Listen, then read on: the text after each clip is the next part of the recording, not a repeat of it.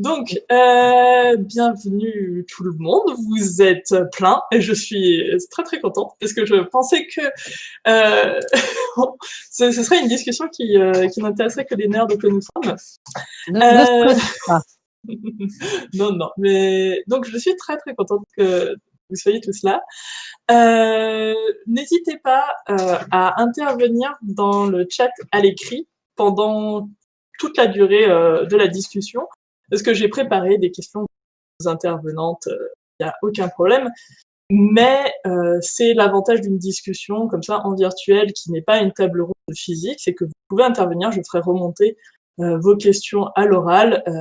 L'idée c'est que ce soit interactif. J'ouvre pas le vocal pour tout le monde parce que sinon à 30 on va pas s'entendre. Mais voilà, l'idée c'est que vous puissiez parler aussi et n'hésitez pas. Il y a des questions auxquelles vous pourrez, auxquelles vous pouvez répondre aussi. Il y a des questions qui concernent qui nous concerne en tant que lectrice, on va dire. Donc, n'hésitez pas à participer. Et puis, je sais que dans les gens qui nous écoutent, il y a pas mal d'auteuristes aussi. Donc, voilà. Sachez que c'est participatif et démocratique comme atelier de discussion. Alors, donc, robots aromantiques et elfes bisexuels, représentation et clichés queer dans la SFFF, ou la littérature de l'imaginaire, si vous avez du mal avec l'acronyme.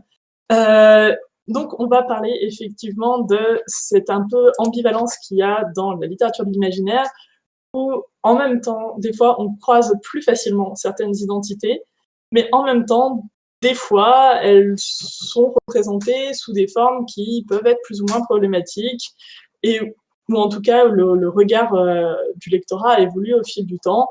On va essayer de parler un peu de cet équilibre, de cette ambivalence qu'il y a dans la représentation queer, en fait, dans l'imaginaire. Donc, apparemment, ça vous intéresse autant que moi et autant que nos intervenantes. Donc, je vais les laisser d'ailleurs se présenter rapidement, parce que pour, alors, à la fois ce que vous... Enfin, voilà. Vous avez souvent plusieurs casquettes. Par exemple, je pense à Célia. Oui, je suis là. Donc, je te laisse te présenter en premier. Ok, allons-y. Je tourne à l'eau. Donc, voilà, je suis Célia. Je suis sur cette convention parce que je suis la coordinatrice principale du futur salon Fantastic Queer qui aura lieu à Strasbourg au mois de septembre, qui veut mettre en avant des auteurs et des autrices LGBT dans le domaine de l'imaginaire. Ça, c'est ma première casquette. Et ma seconde casquette, c'est que je suis auteuriste depuis une quinzaine d'années.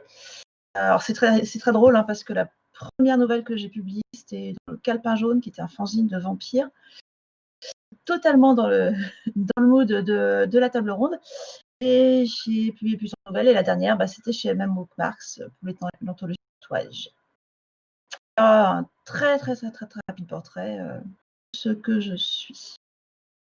On va en parler de toute façon de manière plus large après. Eva, puisque tu as aussi une casquette Fantastic Queer, est-ce que tu peux te présenter? Si Eva, elle ne parle pas depuis tout à l'heure. Hein. Ah, Eva, tu ne m'entends pas? Ouais, donc, vas-y, AF, je vais voir si Eva est toujours avec nous.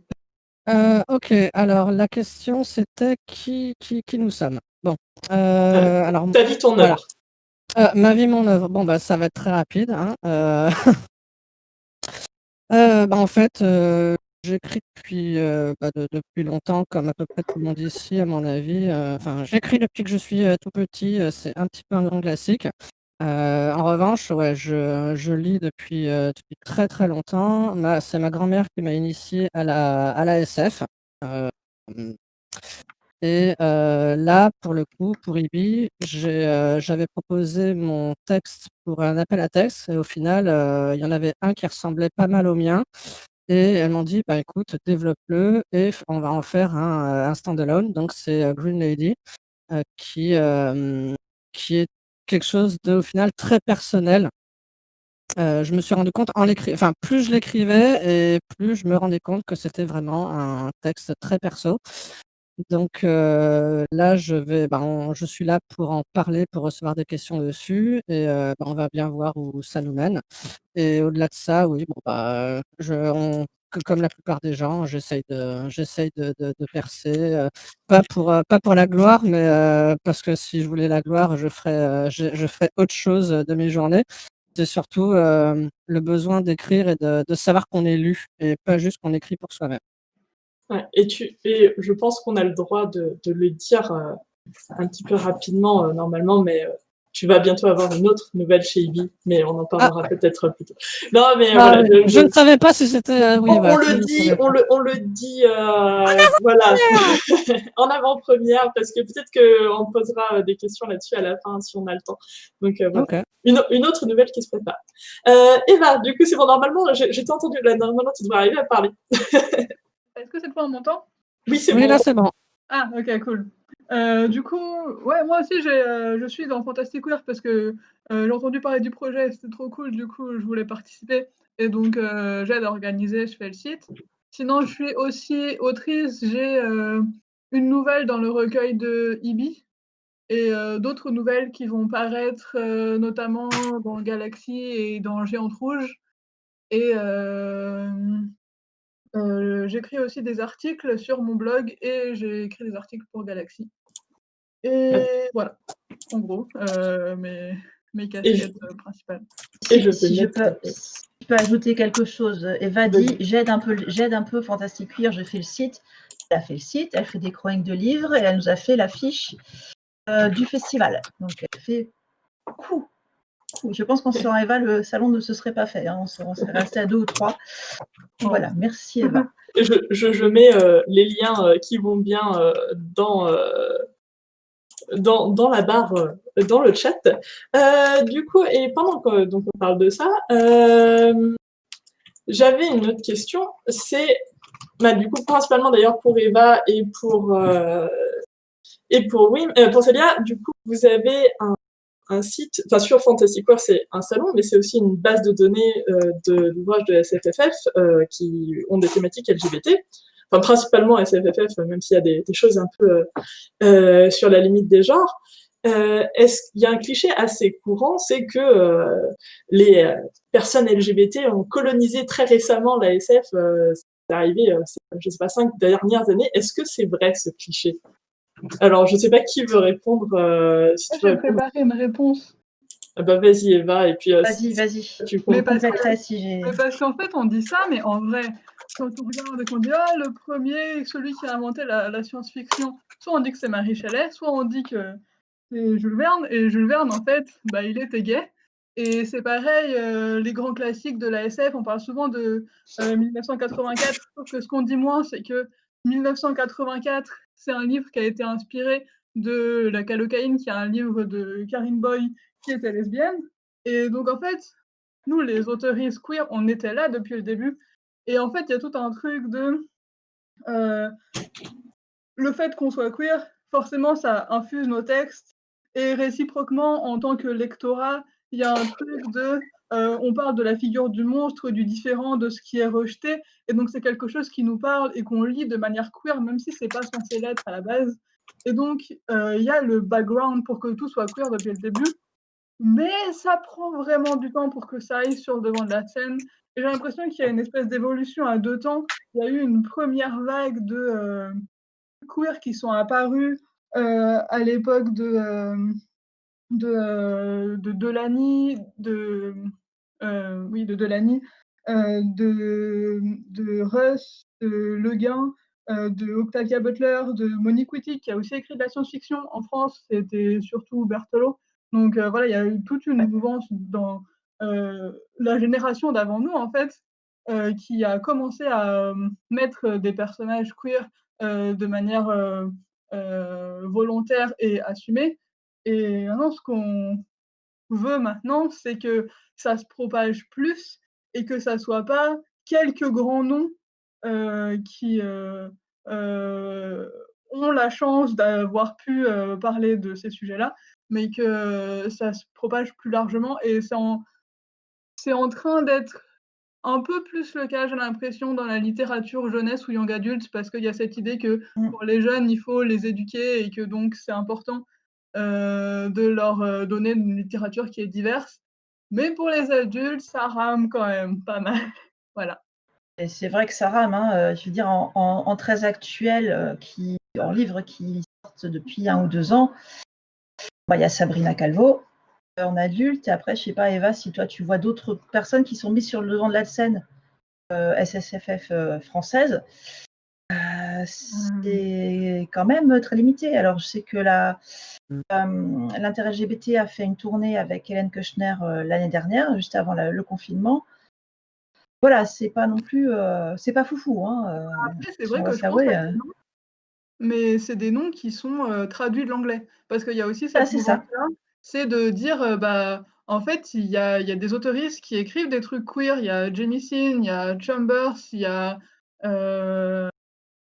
plein de personnes que j'ai pas en tête parce que voilà, je suis stressée, mais qui écrivent des trucs queer, des trucs de qualité, qui gagnent des prix parce que ça sort de leur trip et c'est vraiment bien et ça change de la fiction patriarcale et du coup, ça a un succès fou et du coup, on les traduit en français, mais les maisons d'édition françaises n'ont pas l'air de faire le pas, de dire ah, ça intéresse les gens et peut-être que si on donnait une chance aux personnes qui font la même chose mais en français, ça serait pas mal. Ah bah là, je ne peux que prendre la défense d'Ibi Édition, parce que ça, pour le coup, on publie que ça, et on publie beaucoup d'imaginaire. Et Aïf, tu veux dire je lève la main, mais on ne voit pas. Oui, en gros, effectivement, j'allais apporter la même eau au même moulin. C'est que moi, sur mon ordi d'un calibre, j'ai environ 350 bouquins, 350 e-books qui sont tous des trucs queer et qui sont tous en anglais, en fait. La SF, la fantasy, tout ça, il y en a des dizaines, en fait, qui sont des auteurs qui vont être reconnus, il y a des auteurs qui sont dans les best-sellers du New York Times, machin, tout ça, avec des personnages qui sont frontalement queer. Et c'est des bouquins que le lectorat français non anglophone ne peuvent pas découvrir. Et les maisons d'édition françaises s'en battent Alors, voilà. si je peux prendre... je quitte ma casquette de modératrice une seconde pour ce que donc je suis modératrice, je suis chez Ibi et je suis aussi youtubeuse.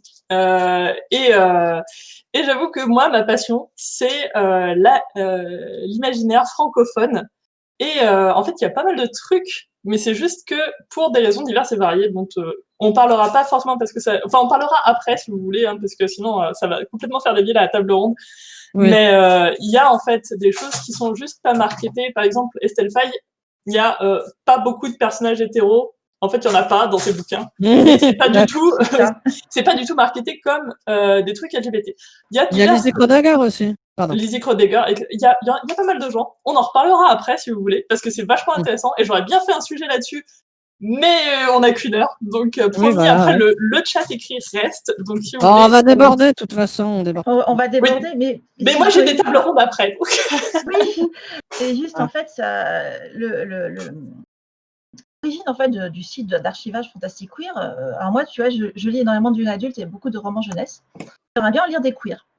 Et je me suis retrouvée une fois en librairie généraliste à Strasbourg pendant 3 heures, le dos courbé, à essayer de chercher vaguement sur les 4e de couverture s'il y avait des personnages queer ou non dans les bouquins.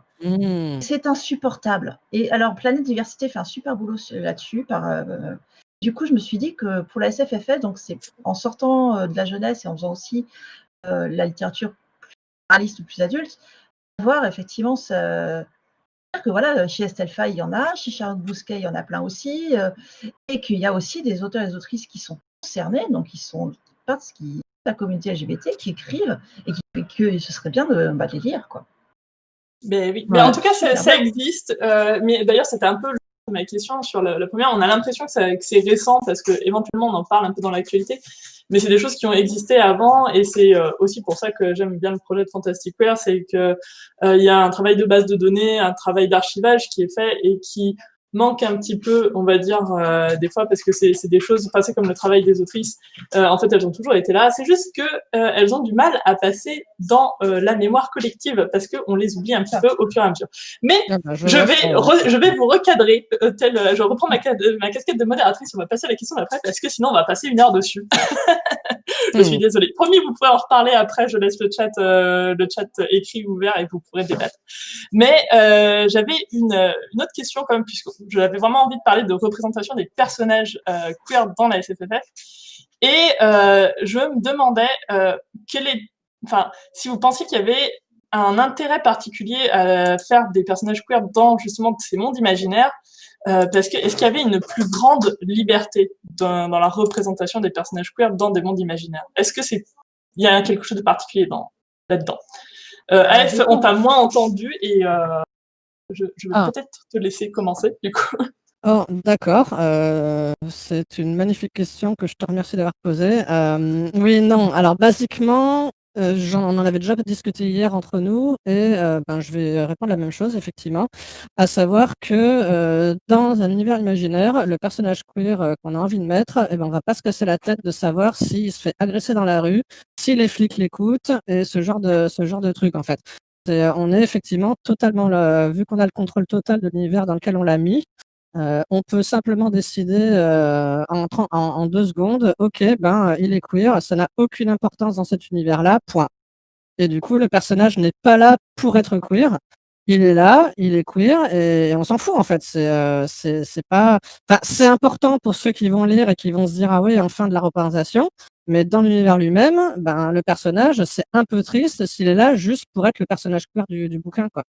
Et donc oui, effectivement, il y a une espèce de charge mentale en moins de mettre un personnage queer en fiction non contemporaine et de se dire: je vais pas avoir à me casser la tête avec, tous les trucs, réels, qui tomberaient sur une personne queer. Alors après, je dis pas que c'est pas intéressant, hein, qu'on soit bien d'accord.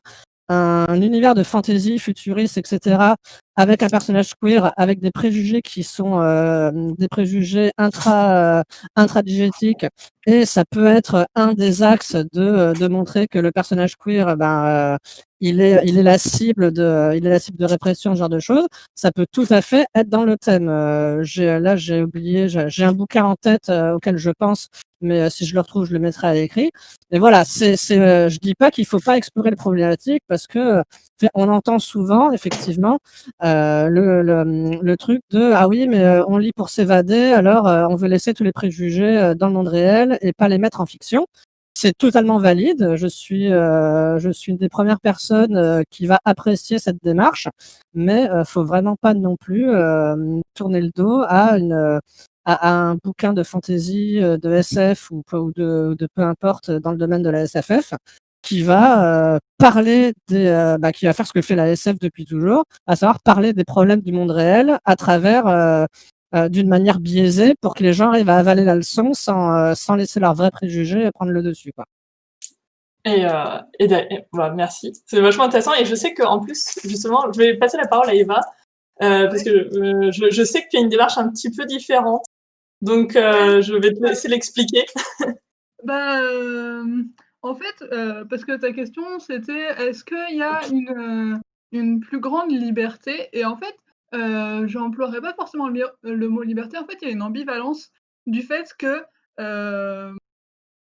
des fois, on traite du sujet LGBT, mais de manière métaphorique. C'est-à-dire que tout d'un coup, par exemple dans le bouquin de Bertolo, c'est pas des hommes qui aiment des hommes et qui donc sont homosexuels, c'est une relation interespèce où, les deux, c'est deux évolutions d'êtres humains, mais qui du coup sont plus, qui peuvent plus se reproduire ensemble. Et, et donc ça parle d'homosexualité, mais de manière détournée. Et en fait, il y a une ambivalence dans le fait qu'à la fois, ça peut créer un décalage qui permet de parler mieux du sujet, et en même temps, ça peut être aussi un espèce de piège dans lequel on parle jamais vraiment du sujet parce que il est détourné. Et, et ouais, en fait, j'ai eu cette réflexion aussi récemment parce que je travaille avec Lucie Chénus sur un numéro de Galaxy qui sera spécial genre et sexualité, et sur la couverture, il y a un couple hétéro interespèce, enfin du coup, du moins que moi j'interprète comme ça, et, Et Ah oui. voilà. Avec genre la mauvaise foi de dire ah bah oui d'accord mais c'est une alien donc qui es-tu pour assumer son genre? C'est la défense facile pour pas se faire chier. Bah, il y a cette défense-là, il y a la défense aussi mais en même temps, est-ce qu'une relation interespèces, intrinsèquement, c'est pas un peu queer? Et genre, oui, en fait, je pense Mmh. qu'à une époque, ça a été un peu queer de faire ça parce qu'on ne pouvait pas montrer frontalement des personnages homosexuels. Maintenant, on peut le faire parce que la société a évolué et du coup, le fait de ne pas le faire, c'est un peu, heu, un échec de mise en avant, voilà. Mais du Est-ce coup, que je pardon, vas-y. oui. J'aurais juste un truc à rajouter par rapport à ça, évidemment, parce que j'ai toujours des trucs à rajouter. Un exemple parfait de ça, c'est tout bêtement, dans Mass Effect, les Azaris qu'on nous vend comme une espèce où on ne sait pas quel est leur genre, est-ce qu'ils sont tous les genres en même temps, mais qui sont quand même représentés comme des bonasses, parce qu'il faudrait pas faire peur aux gamers, quoi. Oui. Je veux dire, voilà, les Azaris, ils vont te dire, ah ils ont pas de préférence, ils sont ambigus, machin. Non, ils sont pas ambigus, ils ont la taille fine et des nichons. Je suis désolé, mais il n'y a pas d'ambiguïté. Oui, je vois ce que tu veux dire. Et c'est Et du vraiment, coup, c'est voilà, quoi, Célia, c'est l'hypocrisie. Est-ce que tu as, toi aussi, est-ce que tu as l'impression, enfin, quel est ton point de vue là-dessus? Est-ce que tu as l'impression qu'il y a quelque chose de particulier dans les représentations queer, dans l'imaginaire par rapport à la littérature blanche ou ce genre de choses? Parce que je sais Alors, que tu lis pas mal de littérature blanche aussi. ouais, je lis pas mal de littérature blanche. Je vais parler de mon expérience parce que je suis peut-être beaucoup moins théoricienne ou synthétique que mes deux collègues de table ronde. Très très récemment, alors moi je suis ace et non-binaire. Très récemment, j'avais lu un article, donc il y a 2 ans, sur le personnage de Janet dans The Good Place, qui est en fait une figure du personnage déjà non-binaire. Not a robot. Voilà, not a robot, not a he, not a her, not a girl. Et en fait, le personnage il est vachement bien et tout, et ça fait du bien. En plus, elle n'est pas à l'habitude pour les personnages non binaires qui soient extrêmement neutres, donc masculins. Et elle, pas du tout, hein, elle est en tailleur et tout. C'est cool, mais en même temps, c'est un robot. Donc, c'est un peu chiant, quoi. C'est pas un peu comme si notre altérité ne pouvait se considérer dans une certaine culture SFFF que comme étant la caractéristique d'une espèce qui n'est pas humaine. Ça c'est pas super gêne. En même temps, c'est des gens, enfin les gens qui kiffent ça, ça part d'un bon sentiment parce que moi j'ai aussi des expériences où la figure queer dans la littérature SFF est une catastrophe. C'est homophobe, c'est horrible. Je me souviens d'un bouquin pareil chez Rivière Blanche et je suis très heureuse de parler d'eux parce qu'en plus, ils ont encore refait parler d'eux avec une couverture d'anthologie ce matin. Et en fait, c'est une histoire. Loisir. Voilà, c'est celle-là. Ouais, super. J'avais lu un bouquin, en fait, c'est parler d'une de science-fiction où les êtres humains s'amusaient à refaire des clones. Et des clones de personnages historiques célèbres. Et ils avaient retrouvé, soi-disant, de l'ADN de Louis XIV dans la chapelle Saint-Denis. Du coup, tu as un clone qui arrive comme ça, habillé avec des petites dentelles et des collants, comme un roi, comme Louis XIV, sauf que c'était en fait un os de viking. Je vous laisse imaginer, en fait, j'ai fini le roman, je ne sais pas comment j'ai fait pour finir le livre, et l'amoncellement de blagues, homophobes et follophobes là-dessus, c'était insupportable. Et c'est encore, ça je l'ai lu il y a une dizaine d'années, je suis sûre qu'on peut très très peu pour retrouver encore ce genre de choses dans la littérature actuelle. Hein. Et voilà. Et donc en fait, à la fois il y a les auteurs et ceux concernés, les auteurs et les autrices qui essayent de bien faire. Des fois ça rate. Et puis t'as ça. Franchement, c'est juste insupportable. C'est plus possible. Et après, du coup, je vais relancer sur un point de vue. Je sais que notamment Eva, tu le fais parfois dans tes nouvelles, et on va le redévelopper un petit peu après. Mais je pense que vous aurez peut-être d'autres exemples aussi, AF et Célia. Il y a aussi des fois où la SFFF permet de faire des choses, notamment, je pense à de la fantaisie historique comme Boudica, qui permet de mettre en scène effectivement une société où le genre et couple, etc., sont des choses qui sont considérées de manière totalement différente, une société qui n'est pas la société occidentale hétéropatriarcale.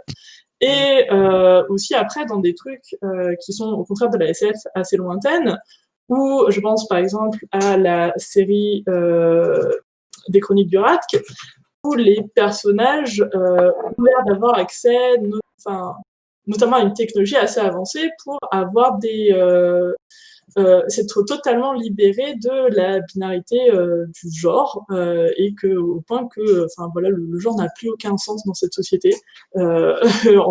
Voilà. Donc, est-ce que vous avez moi, c'est deux exemples auxquels je pense d'un côté et de l'autre de la timeline, on va dire. Est-ce que vous avez des exemples comme ça de moments où le traité, soit magique, soit technologique, de l'imaginaire, ou d'une manière générale, permet de faire des choses qui ne sont juste pas possibles dans l'exploration des thématiques de genre, de sexualité, etc., qui ne sont juste pas possibles dans le monde réel, même si des fois on aimerait bien. Est-ce que quelqu'un veut prendre la parole? Oui, oui.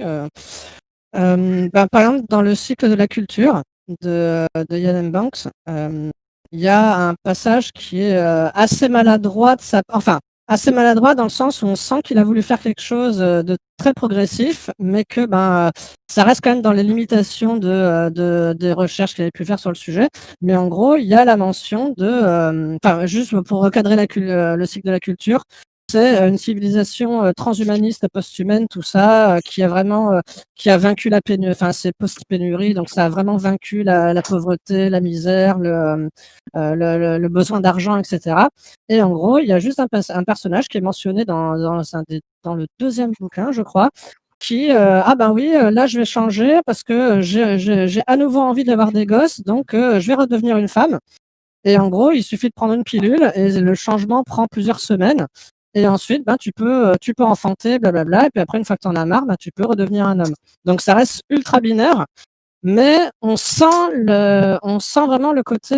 Il a voulu faire le transhumanisme qui va aussi au-delà de ce genre de truc. Et voilà, ça reste maladroit à lire parce qu'on est vraiment dans le binaire absolu. Mais ça a le mérite d'avoir été écrit par un gros auteur en fait. Qui a priori, dont c'était pas non plus le cheval de bataille en fait, mais il a quand même mis ça là, histoire de rappeler, une société transhumaniste, techniquement, elle est capable de faire ça, quoi. Et je vais terminer, c'est pas vraiment un exemple de fiction, mais c'est un exemple d'un TED Talk qu'un ami un ami scientifique à moi a fait il y a longtemps, un petit TED Talk à Lyon, je crois, sur le transhumanisme, où il expliquait que une des grandes peurs dès qu'on se met à attaquer le transhumanisme, un des trucs de base qui va revenir par les ludites, ça va être de ah mon Dieu, tout le monde ça va devenir un monde facho où tout le monde va être identique, tout le monde va être parfait, et c'est ça qu'ils veulent les transhumanistes, c'est nous rendre tous identiques et et enlever toutes nos différences. Et du coup, mon ami qui dit ok, cet argument-là, moi j'ai juste un truc à dire, c'est que quand on te met face à un jeu vidéo qui te permet de faire, qui a énormément d'options de création, tout le monde ne fait pas un mec grand, blond, yeux bleus, arien avec une mâchoire carrée. Tu te retrouves avec un mec tout petit bleu avec 5 bras qui louche. Et en gros, c'est plus si tu donnes la possibilité aux gens d'être ce qu'ils veulent, ça va faire une infinité de trucs différents. Ça va pas faire une race aryenne en fait. Donc c'est un argument qui tient pas. Et la fiction, effectivement, peut jouer de ça, parce que le transhumanisme, c'est ça, c'est tu peux devenir un des aspects qui, franchement, moi, m'attire beaucoup, ça serait de effectivement pouvoir choisir exactement qui on devient, de plus être limité par ce qu'on était à la naissance, quoi. Et la fiction, oui, pardon. Oui, non, mais du coup, j'allais demander justement s'il y avait du coup d'autres exemples, Eva, je sais que c'est des choses que tu explores éventuellement aussi. En fait, parce que tu parles tu parles de Anne Leckie et des Chroniques du Ratch, mais en fait, tu disais ça et je pensais en fait à la première vague de SF frontalement queer qui est apparue la génération avant nous, Et il y a eu toute une mouvance en fait comme ça où c'était d'abord il y a eu plein de sociétés qui ont été décrites avec uniquement des femmes qui étaient en fait c'était même pas une optique d'être queer particulièrement, c'était d'abord je pense du féminisme. C'est genre bon alors les mecs on va les mettre de côté et et du coup, il y a des sociétés avec uniquement des femmes qui ont été inventées. Donc, il y a Les Guerrières de Monique Wittig, il y a le bouquin de Johanna Roche, dont j'ai oublié le titre, L'autre moitié de l'homme, oui, c'est ça. Il y a un livre de Charlotte Speaking Gilmore, dont j'ai oublié le titre parce que je ne l'ai pas encore lu. Il y a Chronique du pays des mers de Elisabeth von Arbor, etc. Et à chaque fois, c'est des sociétés où, du coup, qui ont évolué de telle sorte où, pour une raison X ou Y, les hommes ont disparu. Et du coup, c'est les femmes qui s'organisent entre elles. Et du coup, dans ce modèle-là, forcément, vu qu'il n'y a que des femmes, bah, elles sont toutes lesbiennes parce qu'il n'y a pas vraiment d'autres personnes avec qui tu peux attirer, enfin, genre lesbiennes ou ace, mais elles peuvent pas être hétéros parce qu'il n'y a pas de mecs. Donc, je sais pas. Mmh. Oui, effectivement, bah, du coup, c'est le décalage de l'imaginaire qui permet d'imaginer d'autres. Enfin, voilà, ça n'a même plus vraiment de sens de dire lesbienne ou pas, parce que en fait, c'est juste des catégories qui n'existent plus dans un monde où il n'y a que des Oui, femmes. absolument. Mais d'ailleurs, ça, c'est quelque chose qu'expliquait River Solomon, parce que c'est pareil dans son bouquin, ça se passe sur un vaisseau spatial et où il y a un haut pont avec les personnes blanches et riches et un bas pont avec les personnes pauvres et noires qui sont soumis en esclavage et qui ont un peu été soumises à plein de trucs un peu chimiques, pas terribles, qui font que, tel que c'est expliqué, la plupart de ces personnes sont intersexes. Et comme la plupart de ces personnes sont intersexes, c'est pareil, en fait, elles sont toutes considérées par défaut comme des femmes, parce que du coup, c'est encore une manière de dire qu'elles sont inférieures aux mecs blancs des hauts ponts. Et ouais, voilà, elles ont toutes, elles utilisent toutes le pronom elle, en tout cas sur le pont de l'héroïne. Et elles sont Ouais. toutes. Voilà. Et ça parle aussi d'intersectionnalité parce qu'elles sont du coup oppressées pour toutes les raisons, parce qu'elles sont considérées comme des femmes, parce qu'elles sont intersexes, parce qu'elles sont noires, parce qu'elles sont pauvres, etc. Et toi, Célia, est-ce que tu as un exemple comme ça de bouquins qui utilisent toutes les possibilités, tout le panel de magique et scientifique pour faire péter un peu les barrières qu'on a, nous, dans notre monde réel sur le genre, la sexualité, tout ça. Ouais, bah effectivement, moi, je suis un petit peu moins versée dans la science-fiction, même si j'ai répondu récemment à un entretien pour Numérama. La fantasy, ça nous va aussi. Hein. Là, où en fait, là, je répondais à un journaliste de Numérama et j'ai expliqué effectivement le cyberpunk, lui, avait eu énormément de poids sur moi, sur mon expérience, alors que quand je lisais il y a 20 ans, je ne savais absolument pas ce que c'était être non-binaire ou être trans. Et que ça ne m'étonnait pas du tout qu'en fait, qu'un des plus grands films plus populaires de cyberpunk, qui est Matrix, était réalisé par des femmes trans, ça ne m'étonne absolument pas. Et dans mon expérience aussi, moi, ce serait plutôt dans la fantasy urbaine et dans la fantasy, et que ces aspects spirituels, magiques ou monstrueux me permettent de mettre en avant ce que j'ai appelé tout à l'heure l'altérité. Je pense notamment à un livre que Eva m'a conseillé, que je savoure à petite dose tellement il est fort, c'est Eau douce, Aweke, sublime, et en fait, où l'altérité du personnage principal, qui est donc asexuel et je pense non-binaire, mais je ne suis pas sûre, et ne me spoilez pas parce que je ne sais pas encore. Et en fait, cette altérité-là, elle est expliquée entre guillemets par les esprits qui habitent dans le héros, dans l'héroïne. C'est juste, c'est vraiment sublime parce qu'en fait, c'est pas vraiment une métaphore comme c'est peut voir chez Berthelot, mais c'est pas non plus direct. C'est une image vraiment, vraiment puissante, vraiment très très puissante, et que j'ai pu retrouver quand j'étais ado, alors de façon beaucoup moins explosive, par exemple chez Anne Rice. Moi, l'homosexualité, l'homoréotisme, je l'ai découvert chez Anne Rice, comme beaucoup de personnes de ma génération, puisque j'ai 43 ans. Et voilà, et chez d'autres, il y a aussi chez Poppy Z. Bright et chez celle dont on ne prononce pas trop le nom, qui est Marion Bradley, quoi. Il y a ces choses-là aussi dans la fantaisie urbaine et dans la science fantasy qui, moi, m'ont énormément marqué. Qui, je pense, sont un gros outil pour les auteurs et les autrices LGBT aujourd'hui. Ah oui, là, je vous ai fait citer quelques exemples, mais alors, Ouais. j'en ai cité 2 au début, mais je pense qu'on pourrait en trouver encore plein, et notamment dans mine de rien, dans les genres un peu plus invisibilisés, parce que peut-être, enfin, c'est souvent des narrations qui font un petit peu peur des fois au grand public, qui sont pas tout à fait mises en avant, mais on en reparlera. Promis, on en reparle après, hein, franchement, ces questions.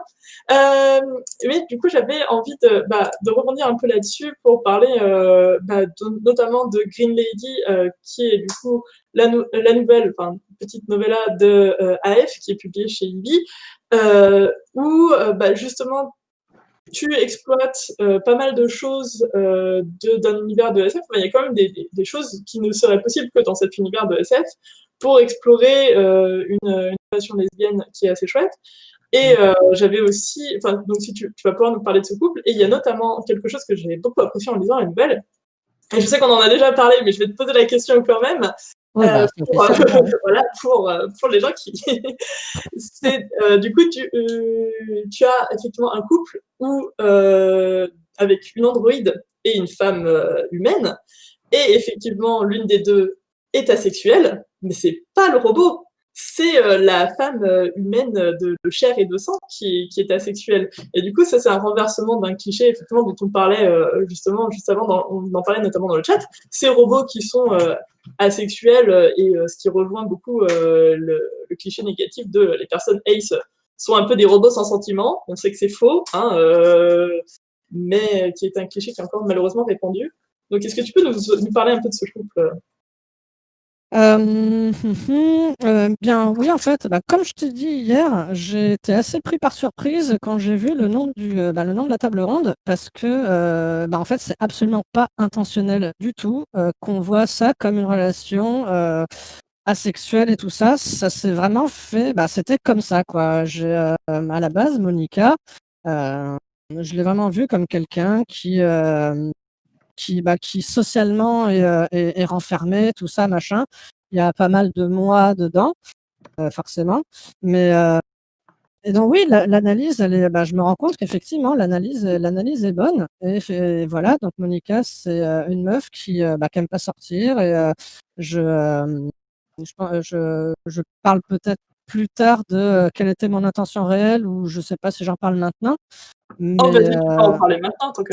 Oh, OK, d'accord. Bon, alors en gros, voilà, moi j'ai écrit ce texte. À la base, c'était, je sais même plus, je venais encore de lire un article sur le fait que ne pas parler aux gens c'est mal, et que c'est un problème mental et que machin et tout, et que c'est pas normal d'être introverti, ce genre de truc.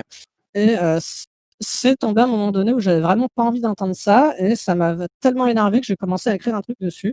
Parce que à la base, Green Lady, c'était en fait, c'était un gros doigt d'honneur pour montrer que non, tu peux très bien ne pas vouloir sortir, et ne pas aimer les gens, enfin ne pas particulièrement apprécier de se balader, de rencontrer tout le monde et être heureuse.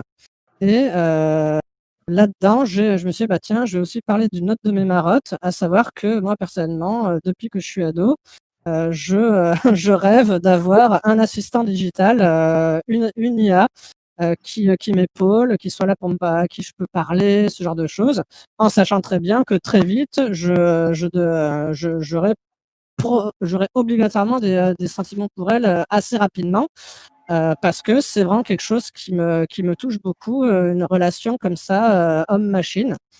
Et donc voilà, j'ai mis tout ça dans le bouquin, et plus je l'écrivais, plus je me rendais compte qu'il était personnel, comme j'ai dit tout à l'heure, et que vraiment, j'avais besoin d'exprimer ça. Et donc voilà, oui, Monica, effectivement, elle peut totalement être vue comme asexuelle. Ça part peut-être aussi du principe que je suis pas particulièrement fanatique, des scènes de sexe, ce qui fait que, j'avais vraiment décidé de pas en mettre du tout, là-dedans. C'est pas un truc que j'aime particulièrement évoquer. Hem il y a beaucoup de choses que j'ai volontairement décidé de ne pas dire. Mais parce Donc que pareil.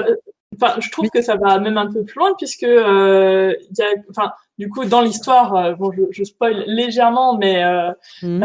du coup Alice est donc son assistante domotique Ouais, et oui. du coup pour des raisons propres à l'intrigue, elle se retrouve dans le corps d'une sex doll. Mmh. Voilà.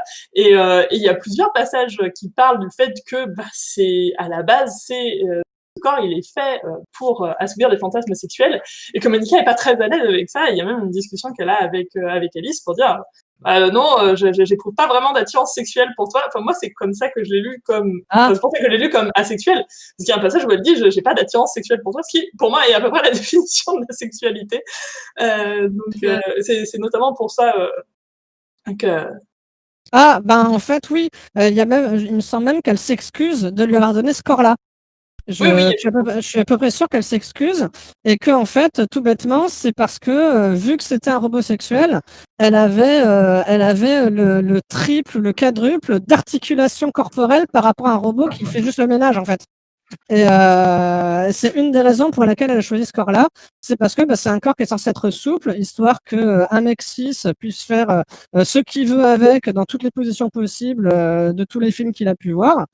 Et du coup, c'est un robot parfait. Oui, mais c'est basiquement c'est ça. Hein. C'est une non, love mais doll, quoi.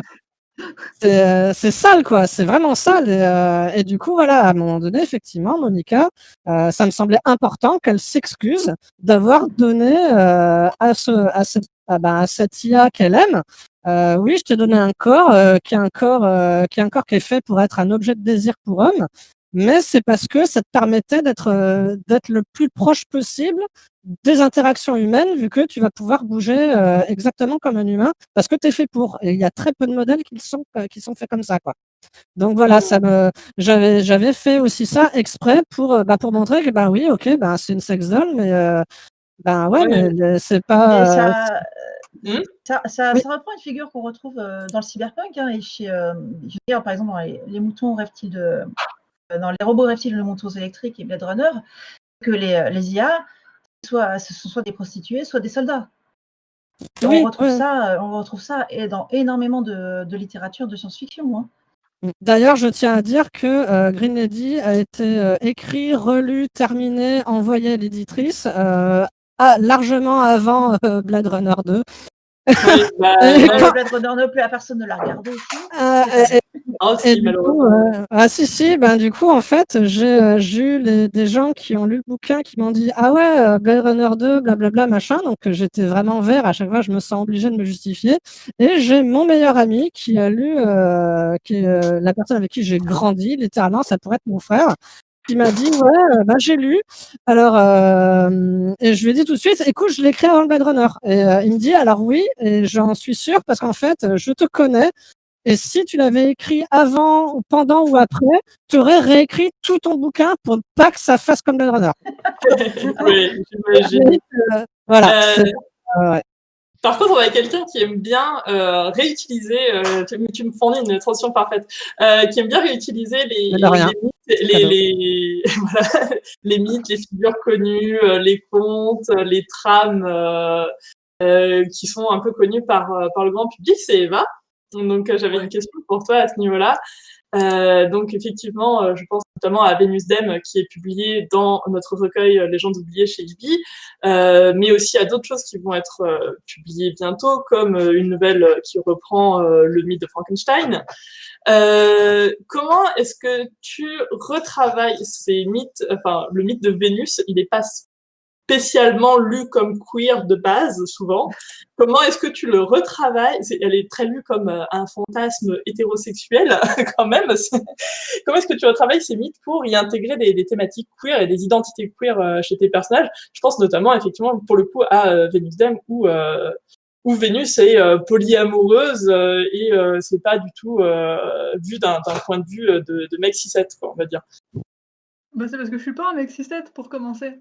Mais en fait, moi j'aime bien les figures connues, mais en fait pas les figures connues, genre je vais pas écrire une fanfiction sur Le Seigneur des Anneaux ou une œuvre que j'aurais lue et que j'aurais bien aimée récemment.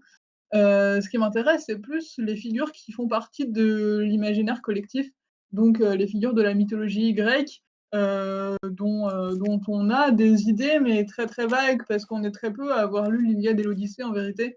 Les contes de fées, où c'est pareil, on a une version Disney la plupart du temps, mais voilà, c'est tout. Et on a quelques éléments clés de l'intrigue, ou Frankenstein, où c'est pareil. Au moment où il y a eu cet appel à texte pour Galaxy, j'avais pas lu Frankenstein, j'avais juste des idées de la figure. Et après, j'ai lu Frankenstein pour me renseigner une fois que j'ai l'idée. Mais ce que j'aime bien, c'est que du coup, il y a un squelette qui est déjà là. Donc en fait, toute la partie planification, qui est la partie qui est la plus dure pour moi dans l'écriture, elle est déjà faite. Il y a déjà situation initiale, éléments perturbateurs, fin. Donc moi, j'ai juste à mettre moi par-dessus. Et moi, que je mets par-dessus, bah, forcément, il est queer. Et donc effectivement, Venus Dem, donc ça parle d'une relation entre deux femmes,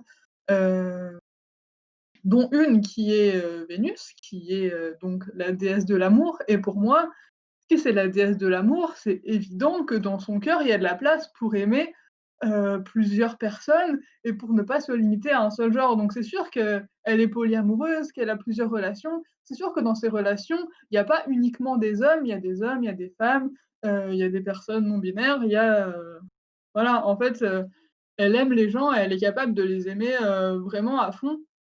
Et, et en vrai, là encore, il y a une ambivalence dans le fait d'écrire ça, parce qu'à la fois, c'est le champ libre, c'est-à-dire qu'en fait, je réfléchis à des histoires avec des couples polis, vraiment des couples polis, pas juste un vieux gars qui sort avec plein de meufs et les meufs, elles sont obligées d'accepter parce que elles sont dans une position d'infériorité. Non, je parle du vrai polyamour où c'est consenti des deux côtés, où la relation, elle est équitable.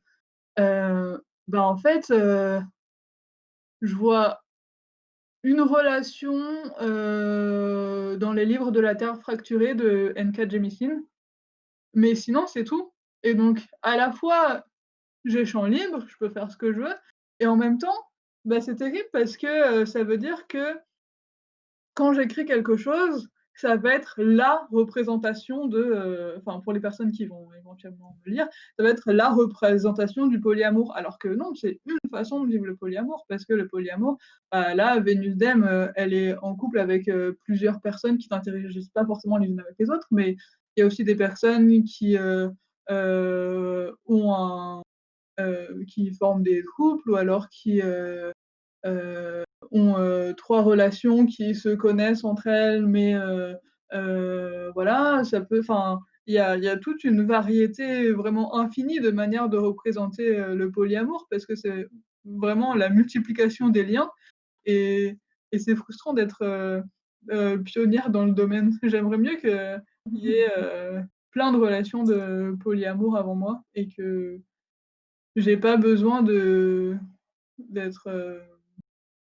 Enfin, que. Oui, et puis il y a Tu te aussi. sens pas cette obligation-là, quoi. Mmh. Et bah merci. Et du coup, Célia, je sais que je t'avais pas préparé cette question, mais tu l'as évoqué dans ta présentation. Du coup, je vais rebondir là-dessus, mais du coup, tu as dit que tu avais écrit notamment une nouvelle qui rentrait pile poil dans le thème de notre discussion.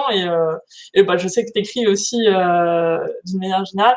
Donc, je me demandais justement comment est-ce que, enfin, toi, si tu avais des exemples en particulier, si tu veux nous parler de cette première nouvelle, ou si tu as d'autres exemples plus récents de comment est-ce que tu prends un cliché et que tu le retournes, ou que tu le dépasses. Je rejoins c'est Eva, parce que j'aime bien utiliser les tropes, en fait. Donc, j'ai écrit un roman auto-publié qui reprend le personnage de Gretel, Hansel et Gretel, où en fait, je me suis dit, en fait, j'en ai ras-le-bol de lire de la fantaisie avec des jeunes filles à sauver, et du coup, en fait, c'est l'apprentie sorcière. Elle est grosse parce que voilà, parce qu'elle l'est, et c'est une super sorcière, et elle rencontre la petite sirène, et elles tombent amoureuses l'une de l'autre, et elles vont être polyamoureuses, et ça va être. Et voilà, c'était en fait une espèce de relecture de conte que j'ai beaucoup beaucoup de plaisir à écrire, parce qu'en fait, c'est super excitant, en fait, de reprendre des tropes. On se dit qu'ils tournent en rond parce qu'ils sont encore dans des cadres très hétéronormés, et les mettre à sa sauce. Et en fait, dans le roman que je suis en train d'écrire, c'est de la fantaisie urbaine, je parle d'un chasseur de vampires, très violent. En fait, c'est vraiment la figure hyper virile, en fait. Je parle de ses traumatismes et tout ça. Donc voilà. Et c'est un personnage qui est incapable d'amour. Il ne sait pas ce que c'est aimer quelqu'un de manière comme peut être l'amour hétéro ou même homo. Hein. Il ne sait pas. Il ne sait pas ce que c'est. Et en fait, après avoir fait mon propre coming out, que je me suis dit, j'ai la possibilité d'écrire un personnage qui, là, me ressemble, en étant une figure qui, habituellement, on associe l'hyper-virilité avec, voilà, il va avoir une hostesse de l'air, eh ben, il va la retrouver dans une cabine, quoi. Enfin, il va multiplier les conquêtes. Et là, non. Et c'est vraiment une expérience vraiment chouette à écrire. Alors, ce roman-là est pas publié. Et j'avais utilisé un autre trope pour MM Bookmarks pour le tatouage. Vous savez, en fanfic, on trouve ça souvent, les marques qui annoncent que la même marque que quelqu'un d'autre, c'est ton âme sœur. Et donc, du coup, en fait, à cause de ça, on n'a pas ces problèmes d'homophobie, en fait, puisqu'en fait, tu ne choisis pas la personne avec laquelle tu vas être. Par contre, il y a ce problème-là de si tu n'as qu'une seule personne, si tu la trouves jamais, qu'est-ce qui se passe? Si tu la trouves et que tu la perds aussitôt, qu'est-ce qui se passe? Avec toute cette interrogation-là, la souffrance que peut engendrer cette forme de monogamie hyper romantique. Moi, je suis vraiment très friande, je suis une grosse lectrice de romance aussi. Il y avait cette interrogation-là qui me plaisait assez, et je pense que c'est sans doute ce qui a plu à l'anthologiste, puisqu'elle a été publiée, quoi. Voilà, c'est vraiment se jouer sur des tropes par nos propres expériences de vie. Je trouve vraiment ça super intéressant. Je trouve ça super intéressant. J'avais zappé cette nouvelle, faudrait que j'aille la lire. Oui, il faut aller la lire. J'avais complètement zappé ça. Voilà, je m'auto-hype avec cette table ronde. C'est génial. J'adore quand ça fait ça. Alors, du coup, bon, on va dépasser peut-être un petit peu, mais c'est pas grave. Je vais quand même poser, enfin là on a pas mal parlé de représentation, je vais poser une question qui fâche. Est-ce qu'il y a un cliché, si vous pouviez, en restant dans les thématiques queer hein, quand même, parce que sinon je pense qu'on en a beaucoup, est-ce qu'il y a un cliché que vous aimeriez supprimer de la littérature si vous en aviez l'occasion? Du coup on va recommencer en haut de la liste. AF. Oui, j'allais dire que oui, enfin, même en restant dans les thématiques queer, il y en a quand même des milliards. Hein. Oui, j'ai dit un. Oui, un. Alors, il est déjà 58, on va déjà être en retard. Oui. Alors, là, j'étais en train de réfléchir. Thématique queer, on peut taper un peu dans le féminisme aussi ou pas? Ouais, allez, vas-y. Bon, il y a le fait qu'un truc qui me rend complètement cinglé quand je lis, d'ailleurs je lis quasiment plus des trucs écrits par des hétéros en fait, tout bêtement, par des mecs cis généralement. Ça va être que une personnage féminin, ça va être la belle aventurière se cacha pour la belle aventurière se baissa pour éviter le coup, ou la flamboyante rousse prit ses jumelles pour voir au-delà de l'horizon. Et par contre, il n'y a pas ça pour les mecs. Hein. Il y a pas les mecs, ça va être le vaillant, le courageux aventurier ou quoi. Et voilà, ça c'est vraiment un truc que j'aimerais aligner tous les livres qui le font contre le mur avec un lance-flamme et puis voilà quoi. Donc oui, c'est un peu la thématique du male gaze qui, du coup, forcément, quand on sort du fait que l'auteur soit un mec cis-7, quand on a des femmes qui peuvent être très attirantes et où ça fait partie je pense effectivement à Vénus Dème encore. Vénus, forcément, elle est plutôt canon, hein. C'est un peu, ça fait partie du rôle, on va dire. Et bizarrement, il me semble pas que elle est sexualisée à chaque adjectif qu'on croise dans le texte. Voilà, bizarrement. C'est peut-être lié au fait que c'est pas un mec cis-7. voilà, tout bêtement, ouais. Donc voilà, ça c'est le cliché qui m'est venu tout de suite quand t'as pas de cliché, c'est ça, quoi. Ouais. Et ce n'est plus un effort maintenant pour ne pas faire le truc parce que, mais je me sais qu'au début, quand j'écrivais, ça a pu m'arriver d'avoir vaguement le truc qui me venait en tête, mais je le supprimais tout de suite. Et là, maintenant, ça me vient même plus en tête. Donc c'est quand même bien. Mais ouais, je me souviens pas d'un moment où je me sentais obligée de le faire. Et ça marque quand même une différence on voit le monde différemment, quoi, tout bêtement. Ouais. Et d'ailleurs, Donc, dans on le va chat, l'exprimer. dans le chat, vous avez le droit de jouer aussi. C'est quoi votre cliché que vous détestez dans dans la SFFF et dans les thématiques queer? Si vous devez en citer qu'un, c'est lequel que vous détestez? Je lirai comme ça vos réponses à la fin. Donc Eva, toi, s'il y en avait un que tu pouvais supprimer. Alors moi, j'ai envie de cliché. C'est pas un cliché dans les livres eux-mêmes, mais c'est un cliché des autoristes qui sont super connus, qui vivent de leurs plumes depuis des années, et qui tout d'un coup ils écrivent un livre avec une représentation super problématique et on leur fait savoir.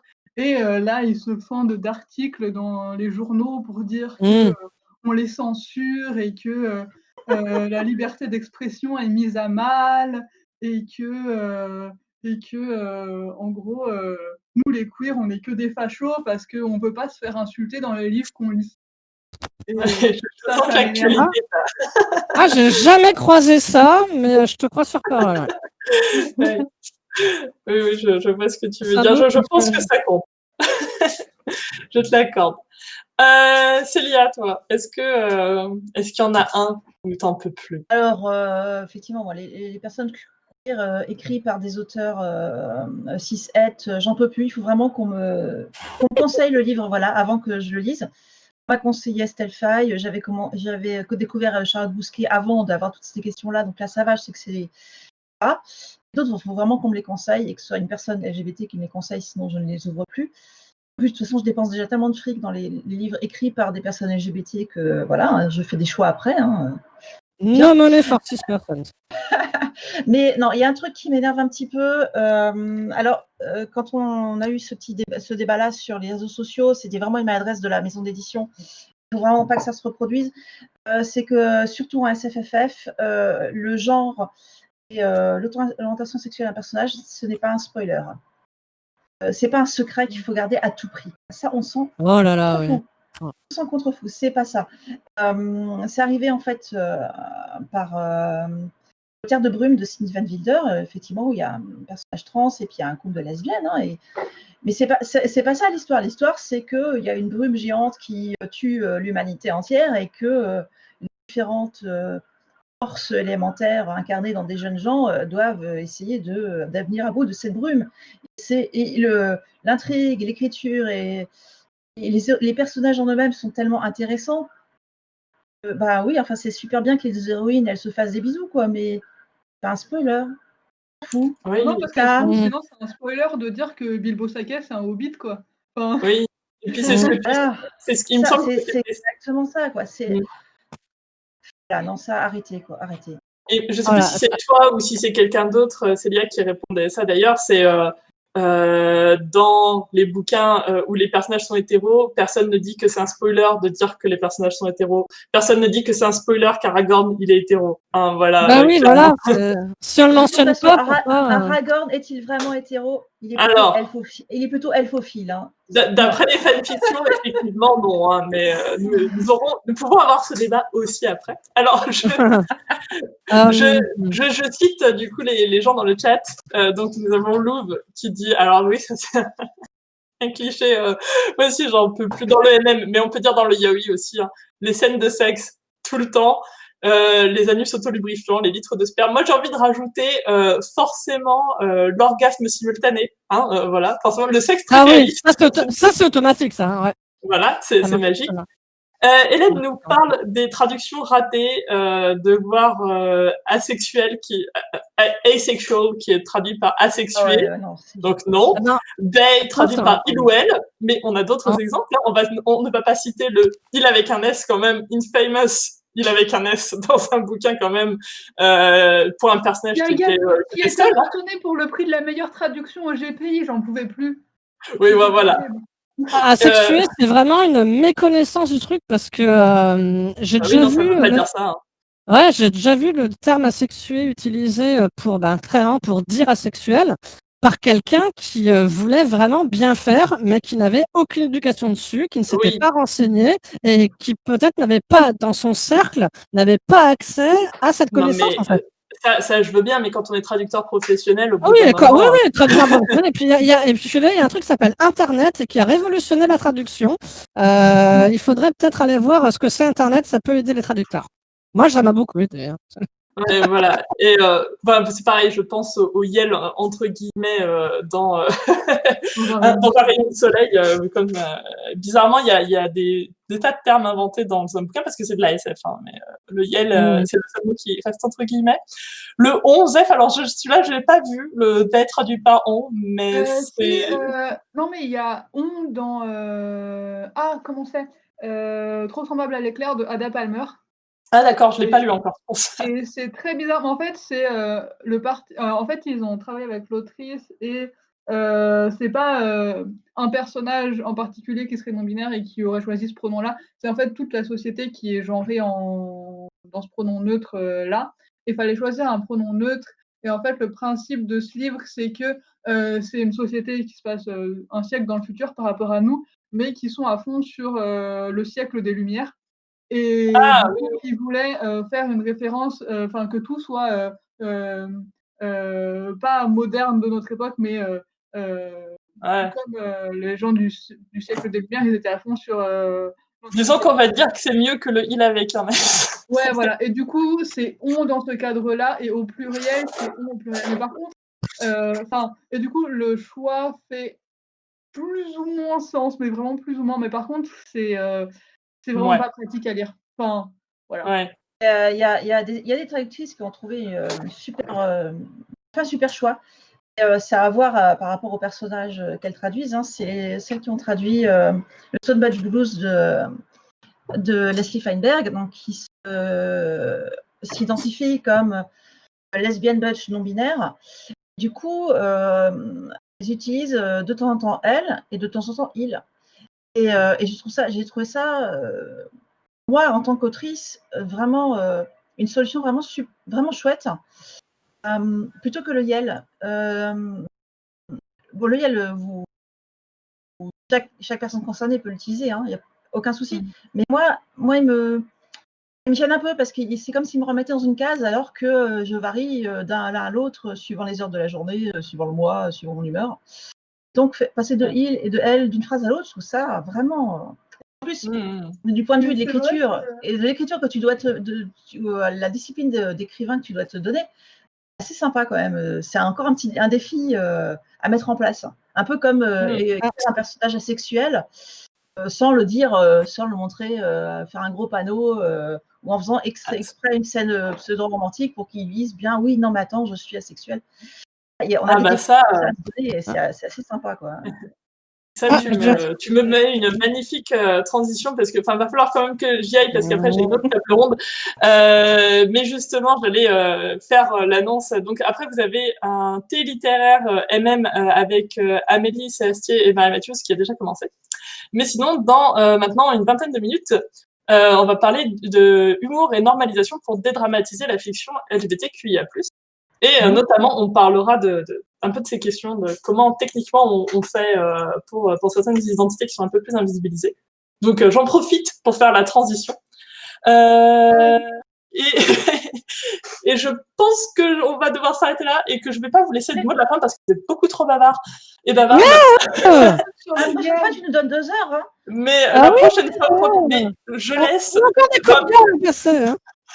Vous aurez le droit de protester autant que vous voulez. Je laisse le chat écrit. Il n'y a aucun problème. Vous pouvez continuer à parler. C'est pareil. Ah bah oui. Écoutez, écoutez, là, moi j'aimerais bien que ça dure 2 heures, mais j'ai une autre. Je vous demande de vous arrêter. Donc, c'était très très chouette. Merci à vous, franchement, merci le chat d'avoir été aussi réactif. Enfin, il y avait plein de réactions, c'était super cool.